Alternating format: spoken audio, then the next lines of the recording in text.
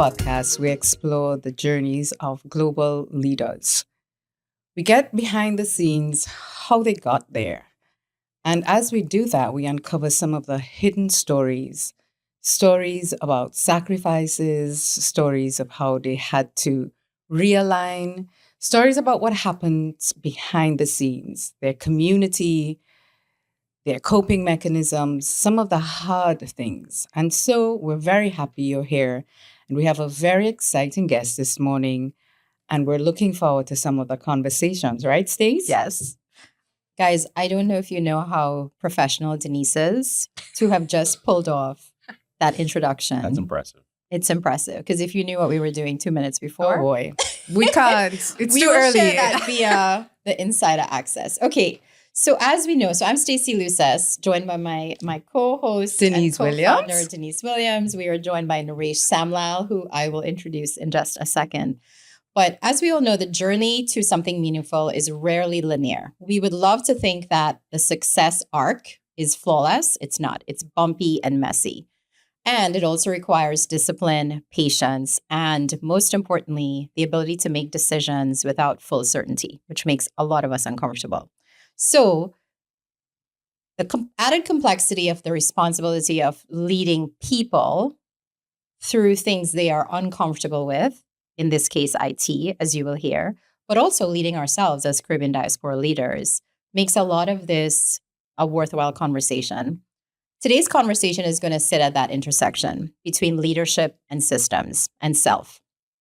Because building a company is not just about growth, it's about alignment and discipline. And our guest today, Naresh, he is the founder and CEO of CloudSource Global, which is a modern IT and cybersecurity firm helping businesses operate securely and predictably. He spent years operating across industries, building organizations, leading teams, navigating the realities of scaling a business. But what stands out about Naresh is not just what he's building. It's how he's thinking about what he's building and how he's connecting it to the people that he's building it for. And I think he's going to share that what we know, growth does not come without its own cost, without its own sacrifice, without its own change. So Naresh, welcome. Welcome. Thank you for having me. Appreciate it. We love that. And before we get into kind of the juice of it, if you had to, on a bumper sticker, say what it is you do, very simply, what would that look like and sound like? I eliminate my clients' IT headaches. Oh, Ooh, juicy. Yeah. nice. See, we just solved your Completely. logo. There's your blindsided me marketing. with that, right? But yeah, well, actually, if you look at my LinkedIn profile, that's my headline. Yeah. Because of how complex it is to describe what we do to the average person. Because what we do is, very comprehensive, leading edge, and we cover so much ground that I'm like, how do I condense that? I've been in that space, and that space is pretty complicated. I mean, for us, for all of us, and we say, I think Stacey said IT, and she said cybersecurity, and then when we were talking about managed services. What? You're probably the first person I ran into that actually understands what that means. Yeah. I'm not the person you're going to run into that. Precisely. So I'm the one with the headache. Yeah, and so that's why it's got to make sense. Yes, for you. yes. But managed IT only means something to people in the business. Mhm. Right. Our clients are not in the business.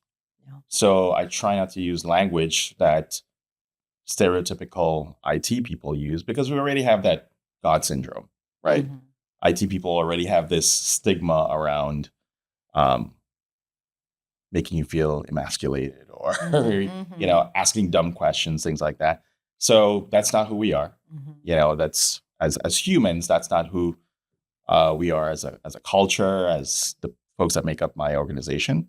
And so we try to humanize that. So how can I do that? I just want to eliminate your headaches. I don't want you to worry about IT anymore. Yeah. And that's what we strive for. One of the things before we get too much deeper into that headache and the solution of that, we met a while ago in a very interesting setting. And so Naresh and I were members of this mastermind community. They meet at 7 a.m. Every other Monday, which in and of itself is a discipline, right? To show up at 7 a.m. But also people fly in sometimes on red eyes to come to that meeting, right? And so I was sitting in one end of the room and Naresh was in the other end of the room. And as you can imagine, because this is what we talk about, as Caribbean diaspora leaders, we rise very well in isolation.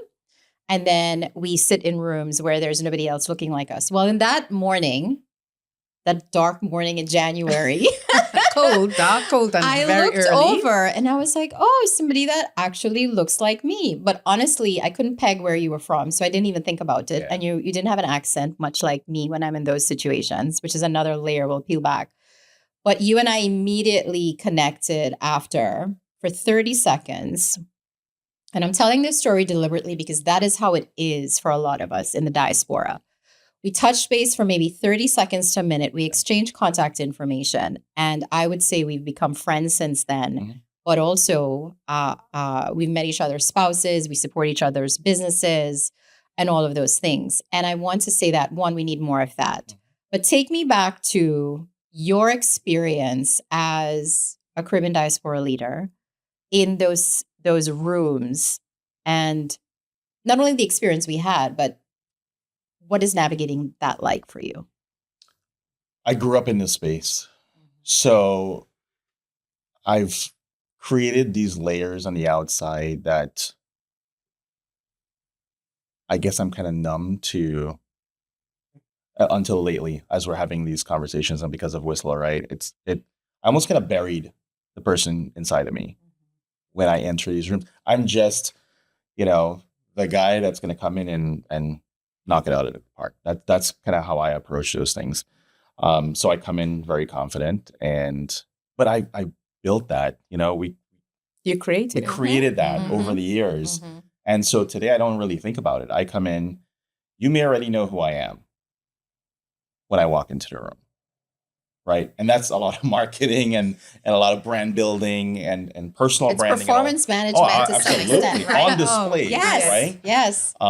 Deliberate. Mhm. And so today I don't really, in the average room I'm in, I don't see myself as anything but one of the best at the thing that we're talking about.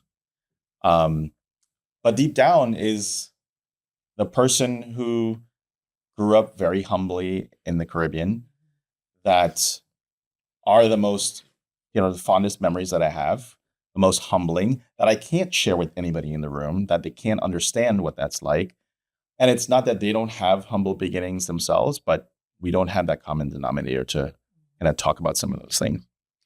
Tell me, that's really interesting, right? Because you think very fondly of the Caribbean, but when you got here, you had to adopt this persona, and I call it putting on the cape, right? Putting on the cape. Tell me about that journey, that journey, that rise to where you are now, leading a global company. Just as briefly as you can before we get Yeah. into exactly what it is about this company that you're leading. We could talk about that for a very long time. I'll give you the really condensed version. I don't think I've shared this perspective before. My parents sacrificed everything for for me to be here today. And I want to shout out to your parents who sacrificed everything, because Yeah, that's a masterclass in terms of I try to enabling process you. that today, and I still struggle to process. Do you know how old they were, Yes. like when they came over? When They were. I just crossed their ages. I'm the same. My parents were in their 40s, and I didn't know because they seemed so much older. Yeah, when they I was always a child. exactly. I was like, oh my God, they're my age when they Yeah, crossed the literal continent. they made that change. Yeah. And so I have like Me too, goosebumps yeah. under me right now, right? But I think back. So today I appreciate that more than ever, because where I am today with the frame of mind, with having children of my own at that age, I'm like, I don't know if I could have done that. Yeah. If it were me. Oh, it's in you. Well, they but they did it. yes. And I don't have to think about doing it to the degree that they felt like they had to do it. And so, candidly, I don't have the greatest relationship with my parents, but I owe them everything because of that. I wish I could. culturally, we grew, we also didn't have that relationship with our parents like we strive for with our children today, culturally, right? And that's why. And my parents are, very grateful for me and for how I've returned, my generosity to them. But it's like it's this is right now. Like this would have been the point of a decision like that right now to uproot your entire life. And they weren't they had stuff going for them too, and they just and never looked back. And when we came here, it was 11 of us sleeping in a 1-bedroom apartment, 8 of us on the floor. Yep. With my cousins. So we were like on vacation. Yeah. Right? You think back to that age and you're like, we don't know. We're When having I fun. first moved here to New York, same experience. We were in a basement on a mattress on the floor. I feel like if we did a poll of Caribbean diaspora like leader, it would be that. But how many people can relate? But to think that about the story? community Going and back to your first question. think about the community and the that was community. Mm-hmm. The beginning of community. Well, you had someone who welcomed you into their home, which is My aunt and extended. uncle. Your aunt and uncle. Same. That's usually it. There's a family member. Yes, exactly. And then you had this community of cousins who made your journey easier. But then think about your parents, right? They're scared. They made this journey and they're thinking, what's the right thing? Mm-hmm. And then they go out and about how many ever jobs to get your whole family settled. That's an amazing reflection when you think about where you are now and where you started on a mattress with 11 people. Yep. I think about comparatively what I've accomplished so far. I'm like, that's nothing. That's nothing compared to the decisions that they made to give us these opportunities. So, to say the least, it is when I reflect back on the sacrifice that was made for me and my brother and my sister and my cousins, because it wasn't just my family, right? I would not be doing it justice by sitting on my laurels and being comfortable. I think what you're tapping into is something that we talk a lot about in the Whistle community, the global community, is the concept of wealth shifting and deepening for a lot of us. So it's not only the financial wealth, which I think to some extent is what initially brought everybody across borders, is the concept of a better life, i.e. more resources, more ability to do things, right? Which at its bottom line is money, right? And so the nuance of wealth now as the currency of wealth being emotional wealth, relationship wealth, spiritual wealth, community wealth. Mm-hmm. The ability to be honest. Like a new thing I'm adding into my mental thing is the connection wealth, different from the networking wealth, which is having these conversations is a form of wealth and privilege and honor that we didn't have because we didn't talk about these things, right? How are you parenting differently? And I know you also do business with your adult kids, the older one more than the younger one a little bit. But how have these things changed the way that you do business with them and include them in that generational wealth differently? I try to consciously, and I'm nowhere near where I would like to be for this, but I try to consciously close the gap on that relationship that I didn't have, and the ability to interact and communicate with adults around you, namely your parents, right? My wife is a master at that. I'm catching up. To Sharma. She's awesome, right? But I'm catching up to that. But we're using this lesson of life as we go through building a career, building a business, whatever the mechanism is to create a better relationship, to create a relationship where we can have open communication, and at least know it's okay, because that's not how I felt. And I don't think I'm isolated in that. Yeah, that's how I think collectively we kind of felt that, suck it up and do what you got to do. Yeah. I listen, it happened. It is what it is. It's a product. It's part of how I got to where I am. But I now know so much more about that situation. It could be so much better if we Yeah. can communicate effectively and meaningfully, as opposed to build walls around sensitive topics. Yeah.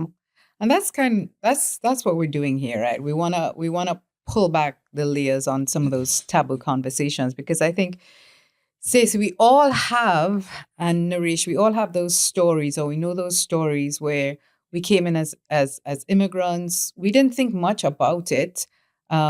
We have these families, the sacrifices. I want to go back to that. I want you to tell us how you moved from having fun with your cousins on the mattress to now running a global company. How did that journey kind of evolved? Um, so when so this will tie back into cricket. It's a good story. I wasn't Ooh, intending on doing that, cricket. but it really Yes. does tie back in. Yeah, that's So cricket. Mhm. before we moved, I was playing cricket 3 days a week Yeah. in school, which means I was not in class. Now, I was a good student academically, but I much rather play cricket for the school and for, the locality and the region, all that stuff. And so it was a real turning point when we moved. I couldn't pursue that anymore. And now academically, I had to stand on my own 2 feet, and my grades were not good because I didn't perform. Not because I couldn't perform, but because I chose to play cricket. And so had we not moved, I would have been playing cricket probably a lot more longer, and probably wouldn't be in IT today. However, now I have to go to school like everybody else. And there was a point when I realized, despite what my grades reflected, I'm actually really smart.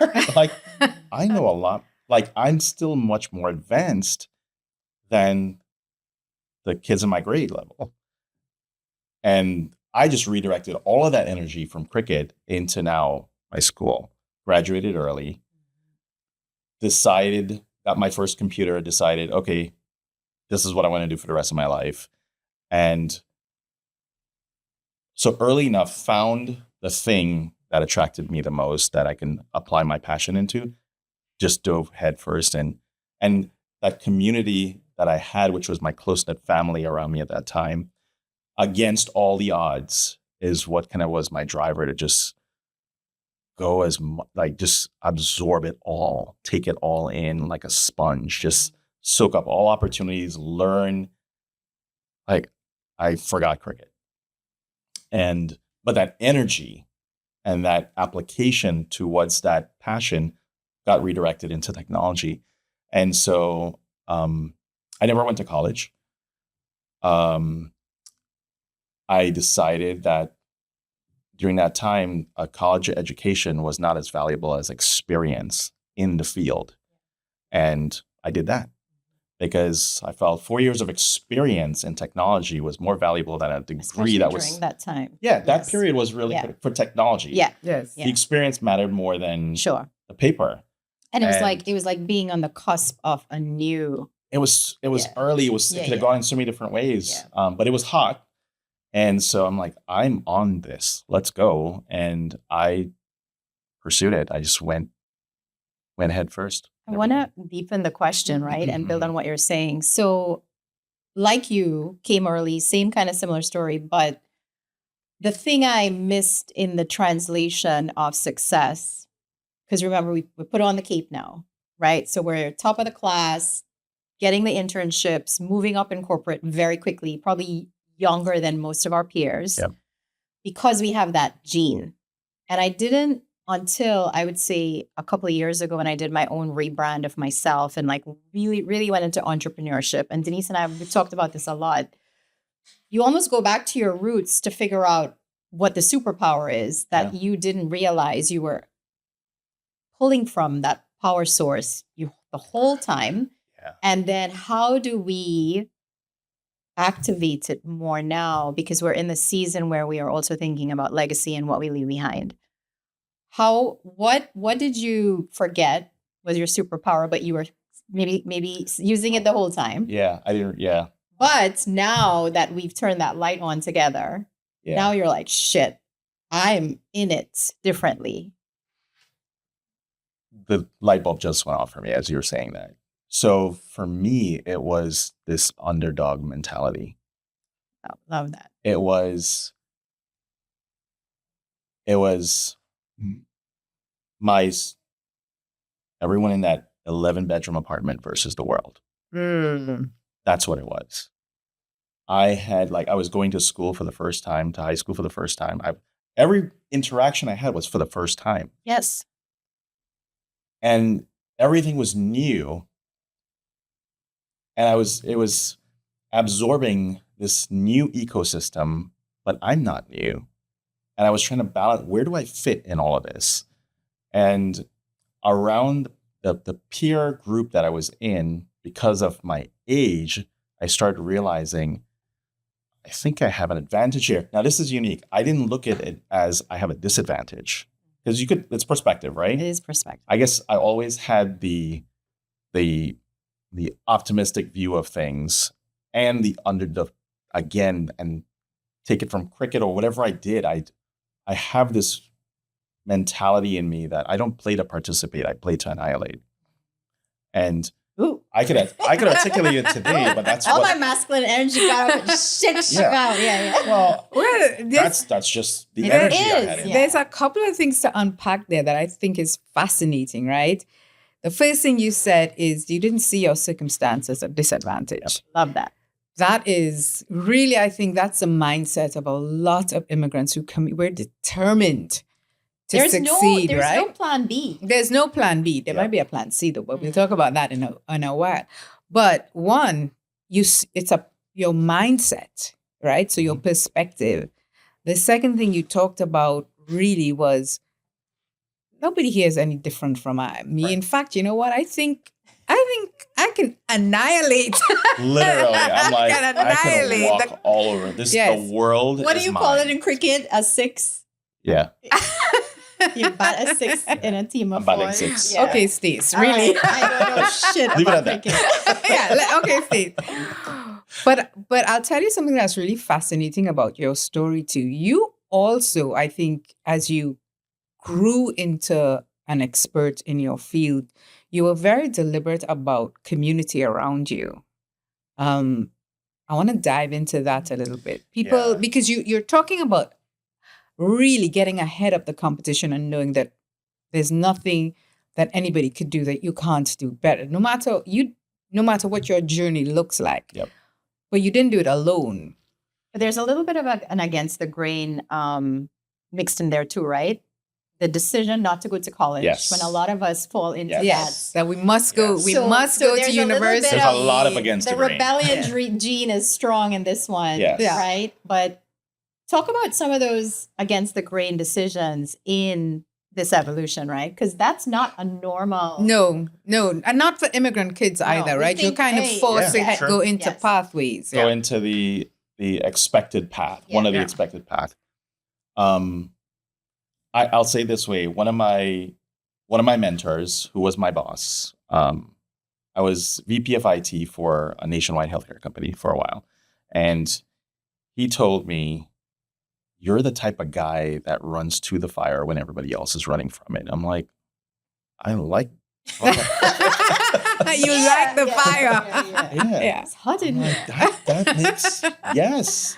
And he would give me. So this is on my rise from, just entry-level management to executive management. But somebody seeing you that clearly too is so powerful. Well, he said it the first day he met me. Yeah. He said it. There's something about you. I want to work with you, whether we can afford you or not. Well, I'm like, we'll figure this out. But he committed to me in my interview that he was not supposed to be even part of.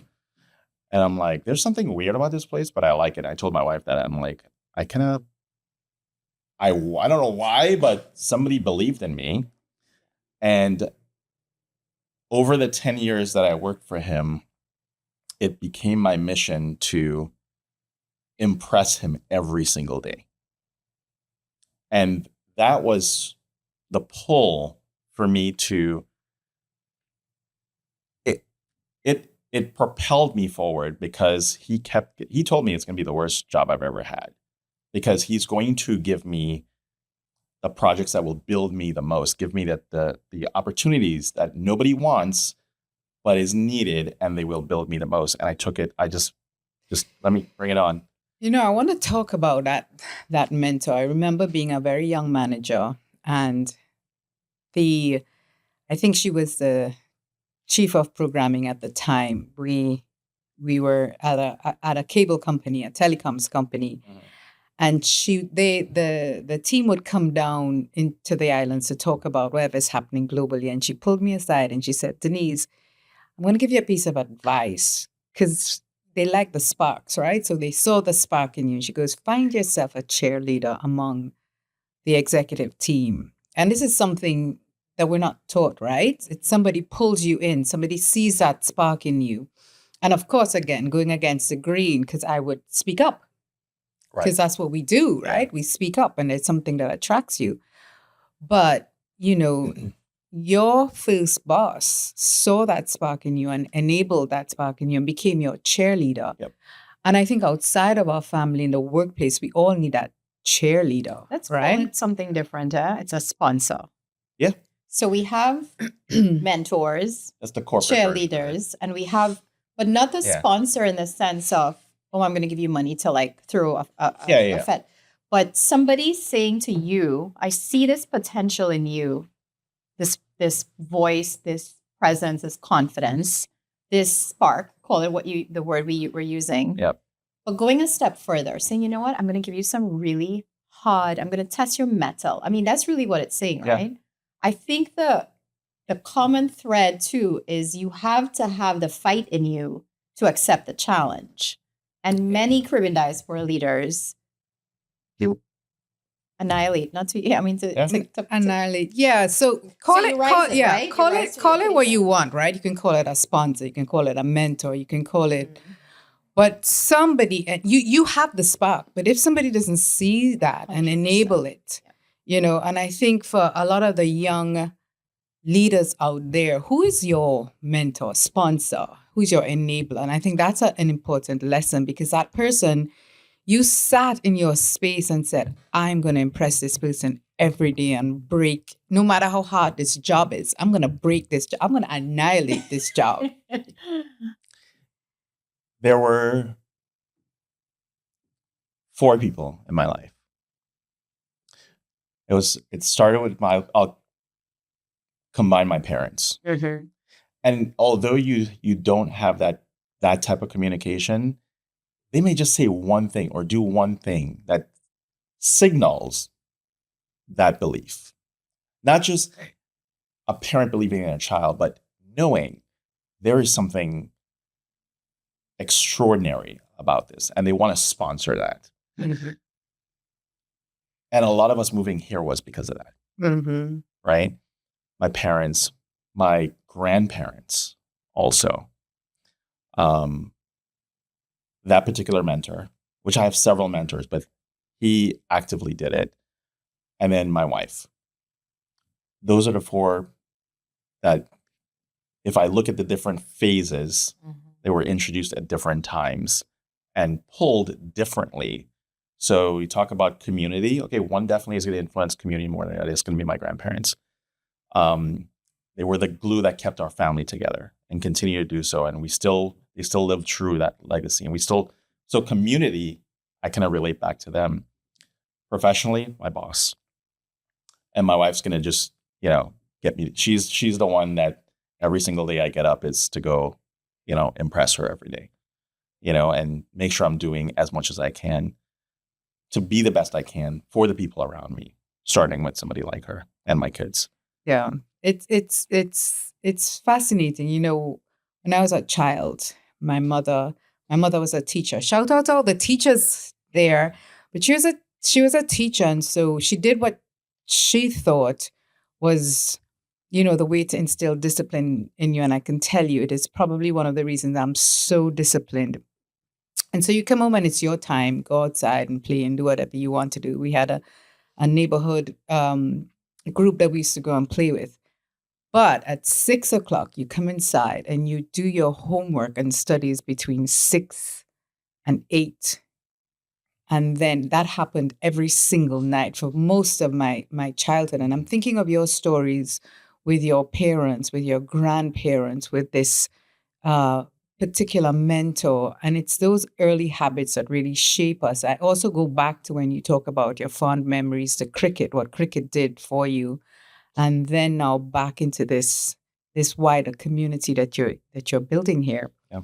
It's really about those habits, the support systems around you, and the people that you are that motivate you to go further. Yep. I think one of the interesting nuances that I and my circles are grappling with, and we're going to make this one a little more personal.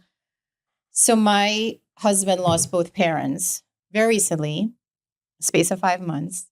And Naresh was like, I'm going to send him a text. I have a men's group. So my husband, who's very much a strong faith-based person, it's like, what do you mean like a men's group? I was like, yeah, they sit and talk. And I didn't know much about it. I intentionally didn't ask, right? I figure you know me, you know Kevin, you would know what. But tell us about, Denise was talking about the discipline and the habits and the good stuff we take. But there's also some stuff we need to unlearn as a community, as a diaspora, as Caribbean leaders. And I think one of it, and we've touched on it in many different parts of this conversation and other podcasts, is the doing something differently, whether it's risk taking or being vulnerable or talking about stuff we don't necessarily talk about for fear of judgment, shame, whatever.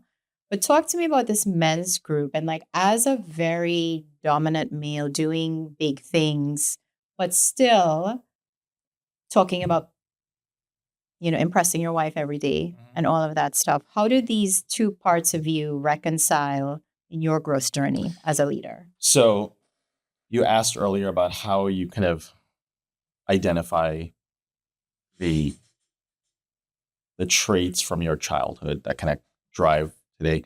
One of those things, yes, it's community, but it was lack of community for me, right? Big one. Yeah. So literally I'm reflecting back because I don't have the community.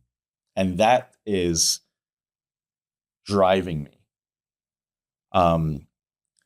At this stage of life, I feel so community because I don't know if it's because I didn't have it, but I value community today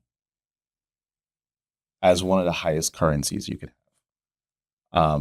Largely because it can influence, the obvious currency, networks and stuff. But that'll come and go, right? Money will come and go. You do the right thing, it's going to come and go. It's fine. I'm not worried about that. But having people or being in a community where you can feel like you belong and help others feel the same way is invaluable. And community is a lot of different things. It's not just, the color of our skin or where we came from. In this case, it's the fact that we're men, we're leaders, we're providers. On the inside, we have that responsibility. And so I have different communities I'm a part of as a result of that. But in the last couple of years, I was starving for community. And it was at a pivotal point in my life where you rise, and the higher you go, the lonelier it gets. Yes. Right? Yes. There's so many studies that indicate a lot of CEOs, 40%, exactly, feel very lonely at the top. Can't have these conversations with your people because they're looking at you and judging every moment, good, bad, or indifferent. You're so scrutinized. And so you're performing even then. So you need to have community. And so I have, all different types. I have a spiritual community. And these are just, may not be structured, but they're people in my orbit, structured or unstructured. My my cricket community, which I'm back in again, right? That's a whole other part of my life. Couldn't leave the cricket. The cricket followed you. I left it for 30 years. And then a couple of years ago, I reconnected and in a big way now. And so I'm reconnecting with all these communities that I missed, but also I never had. Right. So to be able to meet with, it's called the Luminary Tribe. So it's a tribe. And we're based in South Florida, and there's a couple of different groups. I invited Kevin. You have to be invited. You have to be, there's a litmus test. You have to be sponsored in. It's not for just anybody with a pulse to come in. And so, because it's a very, we have to protect the sanctity of the space to make sure that it is serving everyone equally. And so without a hesitation, Kevin on any given day would be a great fit for that. Very high caliber guys who has risen through a lot of tough times and made something of themselves and some other qualifications. But, I sit around with a group of 20 guys, max 20, and we get to talk about things we can't talk about outside of that space. And what we talk about there stays there. Whether you're a brother or not, if you weren't there that day, we get it out. We have conversation about whatever the thing is, and everyone gets to contribute about a particular topic. But it is a space where you get to get something out. Naresh, I want to give you some big mad kudos here, right? Because if you look at any of the longevity studies or any of the happiness studies, they talk really about your community and the fact that the community is one of the greatest contributors of feeling fulfilled and happy. Now, women do this naturally, right? So you'd find a lot more. We hide it as book club. Whether it's the book club or the shopping club or the menopause club, the fetting group. We women have that tendency to pull their sister and have that sisterhood. What we don't hear a lot about, unless we're talking about the boys club that happens in the corporate world, what we don't hear a lot about are men deliberately focusing on building communities to talk about very hard things. And I'm not in the room, but I know what you guys talk about notionally. I mean, it could be anything from what's happening at home in your marriage to how you feel about whatever the business, hard, anything in between. Yeah, yes, exactly. And I think the fact that you going out, knowing that you needed to create this community, and I think as part of your leadership journey, pulling together this group of men that you guys can learn together, I mad kudos for that. That is, well, listen, I was unconsciously looking for community, and then I became a conscious search, and then I was introduced to a couple of the guys that, I didn't create this. This was nobody's idea because we all wanted the same thing. And then you start thinking about it, and the more people want to admit it, they're all looking for the same thing. Social connection is one of the pillars of health. Absolutely. That's community. Yep. Right? And so we acknowledge that in a big way, that we as men in today's world and how we're perceived, we're not, dare I say, we're not allowed to be vulnerable, because then everyone's judging us. And this is just thoughts coming out. Mm-hmm. Whether it's true or not, that's a perception that can hold you back sometimes too, right? It can damage you. Yes. Really. Hold you back from doing things that you want to do, should do, and also put you in places where you shouldn't be. There's many sides of the coin to that. Talk to me a little bit about Whistle. So you were one of the first people I personally spoke to outside of Den's about Whistle. And we had just met, and it was just this idea in my head that I wanted more Caribbean community. That was it. And now it's morphed into whoa. Right. But talk to me about your own growth journey with us for the last, I would say, year and a half, almost 2 years. So similarly, when we first met in that 30-second conversation, I literally said, I've been looking, I was starting to put this together. So just like how Whistle is formed, I just happened to come into the group with all these groups. I'm just like connecting incidentally with people like-minded that are on the same path, right? And when you first talked about it, I mean, I remember talking to you and saying, I got goosebumps. Like it was literally We both in that did. 30 Yeah. seconds. Mm-hmm.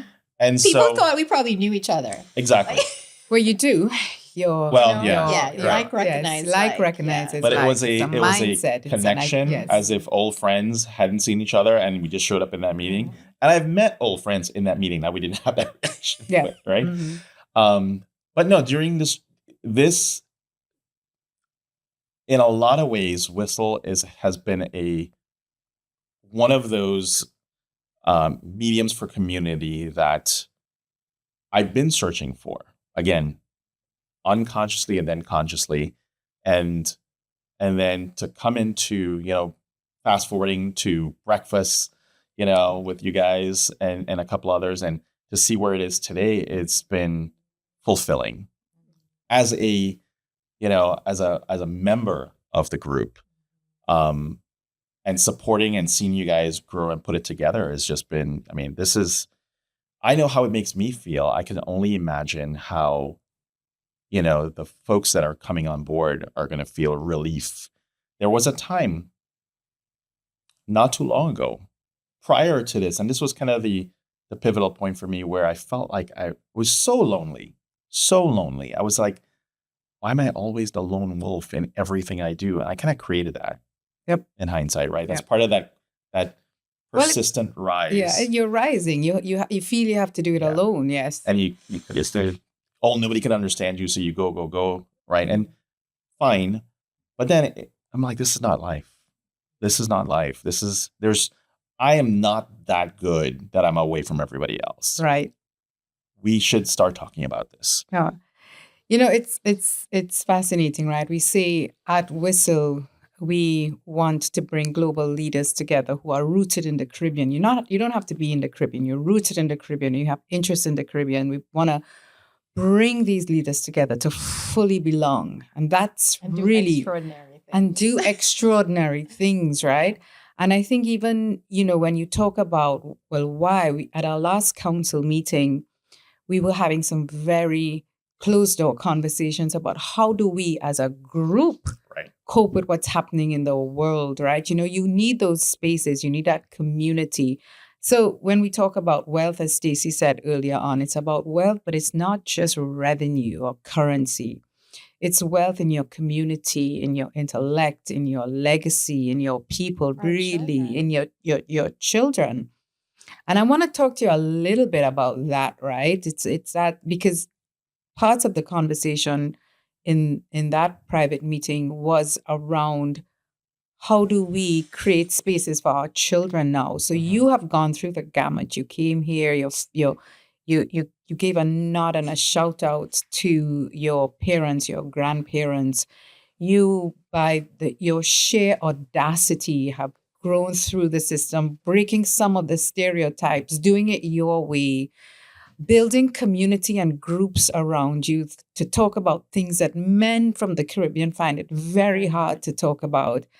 And now you have your boys Yep. that you're trying to bring into this new mindset. Tell us a little bit about that legacy part and how your leadership journey, your community journey, your legacy of family journey shapes your relationship with your kids. It's, this morning I was reading something about from a Jim Rohn quote about how quickly we are forgotten when we pass on. Mhm.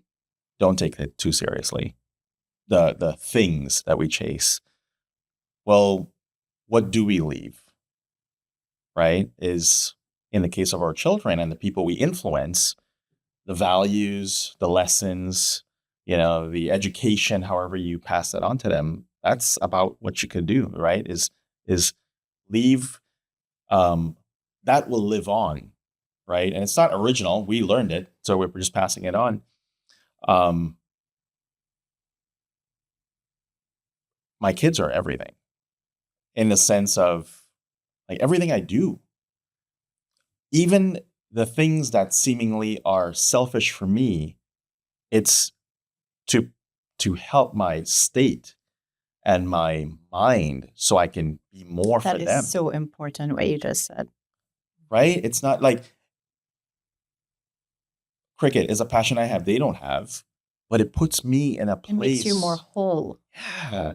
And that's an example to them. Yo, man, we need t-shirts for all of this shit, That's so good, yeah. I'll tell you a funny story, though. A little detract from the topic a little bit. Detract, please. So It's so good, yeah. my 17-year-old, and they're on a flight. They're actually in New Jersey right now. And so Yo, isn't it snowing there or something? It's cold. horrible weather. But my 17-year-old, who's a jokester, he goes, I'm like, listen, you guys take your passports. Right? Let's just be eyes wide open to what's going on. Take your passports. So if we get, And of course they want to be like, I'm American. no, he goes, so my wife is Guyanese. Yes. Right? Charmel is Guyanese. It is still curry chicken. And It is not chicken curry. Sorry, Sharma. So he goes, so if they grab us, like, where are we going to get deported to? I'm like, can you take it seriously for a while? Adam is my son. He's 15, going to be 60 next month. He said, I hope there's a Costco nearby. That's so. But can we just say that the privilege of raising children who are that confident in their own belonging Exactly. is beautiful. Exactly. But also my perspective is also that when they get to our age, midlife or a little bit higher, is when you start realizing that there's still an otherness to you. Mhm. And I think that's the tension for our, as Caribbean diaspora leaders and humans raising this generation and generations to come. There's always going to be that tension of, am I this, that, or the other? Mhm. And so how do we create spaces where they're so rooted in who they are that the external things become lighthearted or even more bearable, So that's a great example. And even with Adam, right, is that we are, and not to be, tongue in cheek about the situation. Not endorsing Costco. That's what, it's like we are, what's going on here because of the media and the state of the world and all the things that are driving our external life. That's may not be the same for them. These kids are brilliant. They are smarter than we are in a lot of ways because we are overthinking things. And in a lot of ways, that particular generation sees people for who they are, not how they want them to. Our generation, our previous, and the generation right after us see the world. Right.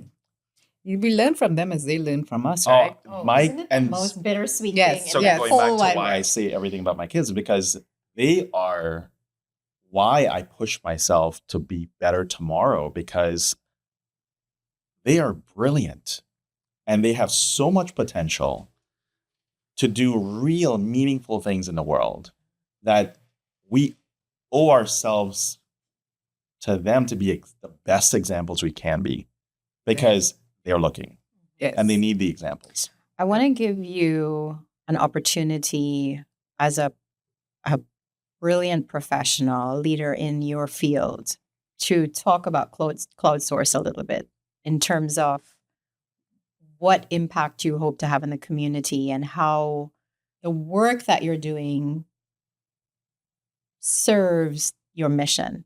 Yep. The work internally, Yes. you know. What's your emerging mission, right? Yeah. Because you've unpacked a lot of things on this call, but yes. So CloudSource is in a lot of ways, a culmination of my technical professional career, right? I don't want to be known as the IT guy, because that's not who I am. That's what I did for a long time.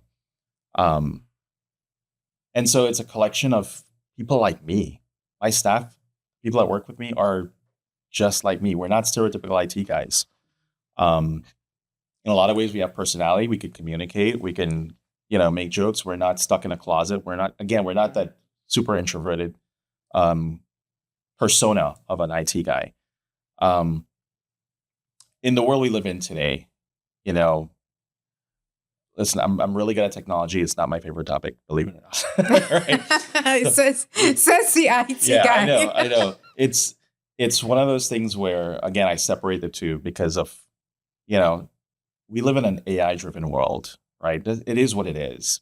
There's a lot of amazing innovation that comes with technology. AI is one of them. The other side of the coin to that is there's a lot of risk that comes with that. And so the company, thinking back to when I was an executive, I always wanted a particular persona in a partner that I can work with. That everybody talks about trusted advisor. Nobody's actually a trusted advisor because they're in it for the dollar. Yeah. They're in it for the money, right? And there's a reality to economics because you have to be able to afford to run a business.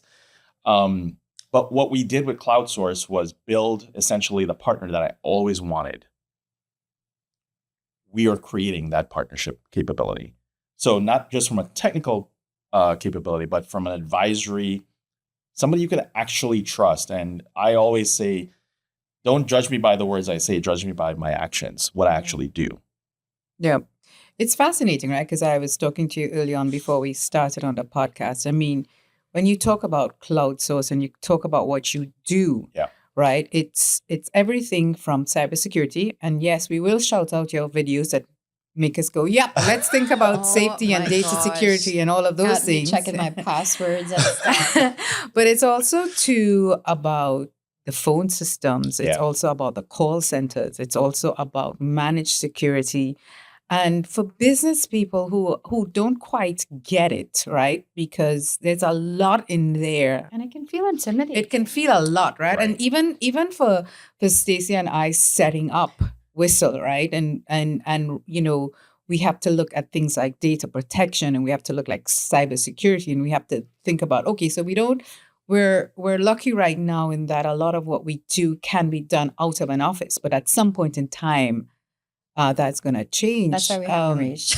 And you talk about taking the headache out of it, right? And you started talking about that. But what are some of like the specific things that you help companies with? So we do 4 things. I describe them as 4 things. You can call it managed IT, but these 4 things kind of layer into what would be managed IT. So private cloud. You think about AWS, Microsoft Azure, Google Cloud. Right? They're called the public cloud because you can anonymously subscribe to them. Anybody can just go pay for it. We own a private cloud. So the same capability, by the way, just a nugget of education here. The cloud is just somebody else's computer. Ew. That's all it is. Ew. That's all it is. It's where the data goes, right? And we don't know. But it's just my computer, not yours. Yes. Right? I hold responsibility for where it is, protecting it, securing it, making sure it's always available. But that's all it is. So we own a private cloud. I feel like you came over and stole my doubles by saying that sentence. It's literally that. But it's a great way of looking at it, right? Because the word cloud, you think it's so pure glorious. and amazing and somewhere it's somebody far else's away. computer that you put in your data and trust So and pick all your of those cloud things in. properly. Yes. Correct. So Thing 2. when you try calling Jeff Bezos, who owns AWS, Amazon warehouse, which is the biggest part of the Amazon business. Yes. A lot of people didn't realize. They needed data centers for themselves. So they decided to build it for Amazon. And then they called it AWS. Let's just sell this. Here comes AWS. Same thing for Microsoft and Google. So we built a private cloud. We own and operate with Fortune 100 gear, all bleeding edge, all enterprise. But we host other companies. And we only work with companies. So we host companies' data. We protect it. We secure it. Make sure it's, there's disaster recovery, continuity, all these things. The second thing we do is business phone systems. We own it on our private cloud. We don't resell anything. We own all of this stuff. So we have full control of it. That's the reason why I'm saying own it. If I resold it, like if I can sell you AWS's stuff, when it goes down, we all have to wait in line for them Right. to fix it. Mm-hmm. When we own it, we are the throat to choke. Mm-hmm. Make sense? I can call you Naresh. You talk to me. My clients talk to me, Yes. right? Unless you're out playing cricket or something. Well, we're 24/7, Yeah. right? We have staff that are 24/7. We are always available. We are US based only. Is that going to change? So we have clients outside the US. But today, because of not to derail this, but the work that we do is you really get that experience and exposure from companies in the US because of size, right? You think of, we have a client that's 15,000 employees. It's the number 7 largest healthcare system in the country. We do security for them. Yeah. That's pretty big. Yep. So if you don't have the experience of supporting that, you're not at the level that we're doing things. So phone systems, then we'll do what's called a virtual desktop. And the virtual desktop is, imagine your computer in front of you is a physical device. You could be walking to your car and it falls, you forget it in an Uber, whatever it is, all your stuff's gone. A virtual desktop is a simulated computer, a virtual computer running in my data center that you can access safely and securely from anywhere in the world at any time from any device. Love that. Yeah. Mm-hmm. It's actually our bread and butter. Yeah. So it's built with all compliance, all layers of security, and it's always available. We support it 24/7. So talk about managed. That's why I say it's managed IT, but so much more. We provide a product within the managed service. Right. And we support it and we stand behind it. I'm not glazed over, I promised you. Who should be calling you? So we have Aside Denise and we have a lot of enterprise clients, so really large clients. Our ideal customer is 50 to 500 employees. That's the space we want to play in. For smaller than that, we'll help out, but we really want to be in that upper SMB mid-market space. How can people find you? CloudSource.us, and I'm all over social media. So He's we know that. literally We all- know yes. he's all over social media. Well, today we had a couple of master classes. I think, Stacey, you can definitely see you're a little less confused with the whole managed solution, That's stretching cybersecurity. Yeah. Condense it, and if you think of IT, we can help. I'm spoiled because my husband is in That's IT, true. so he takes care of all of that. But yes, I think any business owner who is not getting at least the fundamentals right in the season that we're in, given AI and cyber and all of these vulnerabilities that are light years away from worrying about if somebody has your password a couple of years ago. Like, we have to be smart and stretch ourselves. And if you don't know, find out. Yeah. Yep. Yes. I think we've learned a lot technically today, but I think also in just listening to your journey to the top, your journey to your own space at work, we also learned how you mastered building your community. We also learned how you mastered the conversations and creating the spaces that you need to create. We pay tribute to your parents and your grandparents and to all of us, our ancestors, and the people who've really guided us to where we are and who motivate us. Shout out to your wife. It is chicken curry. However, Curry chicken. It can't be. I was just teasing. To see. I can't. She knows If that. the two Trinnies would pick it up. We're done. But thank you so much for this conversation. Thank you for your time. Thank It you for having always me. is a pleasure. Stace, close us up. I would say that to those listening, as we do more episodes, as we get better at this, because we are still on a learning curve, right? The podcast is new. The guests we bring on, some of them may be new, but all of them, bar none, will bring you insights, wisdom, vulnerabilities, the truth about what it takes to rise to the pinnacle that a lot of them have risen to, but also the cost and the strategies that they've used. And so we really thank you, Naresh, for being so open and honest with us. And good, bad, ugly, all the in between matter. And I think the more that we do these, the more that we get guests on here that show up the way that you've shown up for us in our community, the stronger we will be as a diaspora. And so until next week. And before you go, Stacey, I want to shout out to all our listeners. In order for us to have these conversations, please subscribe. Yes. You can find us. And rate us. And rate stars. us. Tell them please. how important that is, okay? You can find us on Spotify. You can find us on YouTube. You can find us. What did I miss? Apple.